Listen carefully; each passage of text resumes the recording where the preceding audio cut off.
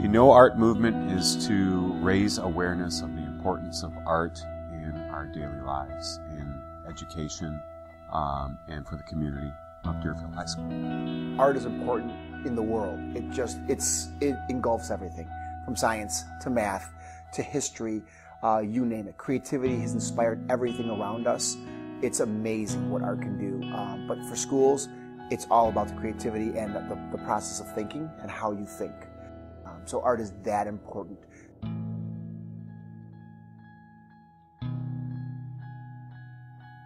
The main objective of the No Art movement, covering up art with brown paper, is essentially art awareness.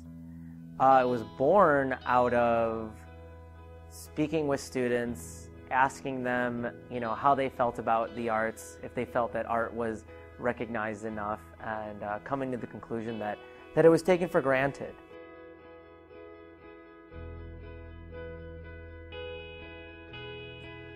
If they took art out of the schools, I feel like there's so much stress in school anyway, especially in this area. School is like the main thing that anyone ever talks about. And I know a lot of people that need their arts classes to just like be able to breathe for a while. And if they took the arts classes out of school, then there would just be like a spike in mental illness, I feel, because there would just be no time to like have to yourself or do your own thing. Everything else is so structured and so, here's a specific formula that you need to follow to get one right answer. And if you don't do it, then your grade's gonna suffer. And it's so industrial almost, and that's not what we need right now, but our education system is still structured like that. So art classes are so vital for what we need, that it's so innovative and creative, and that's what we need right now to be able to move forward as a society. And the rest of our education system right now isn't really doing that. And that's what art classes are doing. It's letting people do their own thing, and it's letting them be creative and letting them come up with their own solutions, and that's what's going to solve the problem. When people used to tell me art gives you a different way of looking at stuff, I never really understood it until I started actually taking pictures and starting to look at what everything could possibly mean. So even reading a book, writing, you can take aspects of other things and turn it into how you see it, or try to see how others do it. It's a place to get rid of anything that's bothering you during the day. You can just sit down and work on something and feel good about what you can create and not worry about the stresses of life. It teaches real problem-solving skills and creativity and imagination and thought process. It's expressive, it's personal.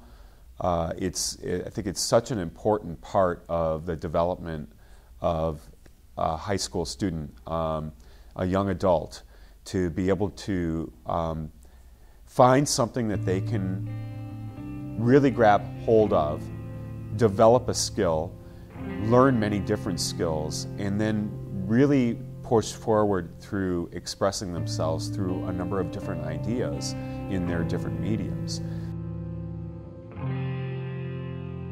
Knowledge is important, right? But what really matters is the disposition and the energy behind that knowledge. And you learn knowledge in the arts, but to me what art is most effective at is teaching dispositions. It's teaching people to be motivated, to be inspired, to be self-motivated, to seek out their own learning. The feedback loop of having to work at something and learn the medium through the process, that it can't be told to you. You have to feel it, you have to experience it. That's something that is not exclusive to the arts, but that the arts really foster stronger than other areas. To take steps further, all of the research backs more arts exposure. Schools with stronger art programs perform better on tests. GPAs are higher with students who have more arts experience. It's correlated directly. The more art classes you have, the higher your GPA and test scores will be. We're surrounded by it, and I think people take it for granted how much of the world economy is really based in creative arts.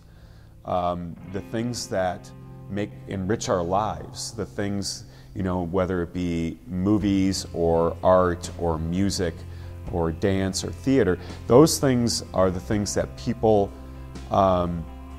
look to make their lives full. And I don't think that that's always recognized.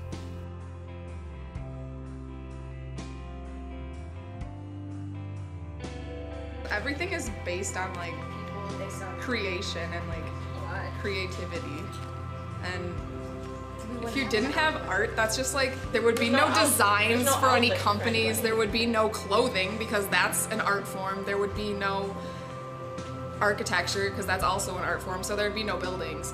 There'd be no entertainment. Yeah. We'd never have fun ever. Exactly. There'd Possibly. be no individuality. People Yeah. would yeah. There is no doubt that creativity is the most important human resource of all. Without creativity, there would be no progress, and we would be forever repeating the same patterns. Edward de Bono. If creativity is so highly valued, then we have to ask ourselves, what is our education system doing to foster such an important asset? Deerfield High School is rated one of the best public schools in Illinois, and yet it only requires 1 art credit in order to graduate.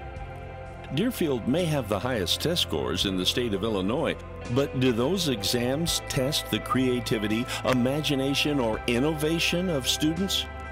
Our education system is based around these tests because that is where the funding comes from. But if we can forget about the money for a minute, just think how our education system could develop the creative minds of our youth and generate a more innovative, creative, and prosperous future. But that takes a serious commitment to the arts. However, it's a commitment that would pay enormous dividends in the future. Pablo Picasso once said, "Every child is an artist. The problem is staying an artist when you grow up."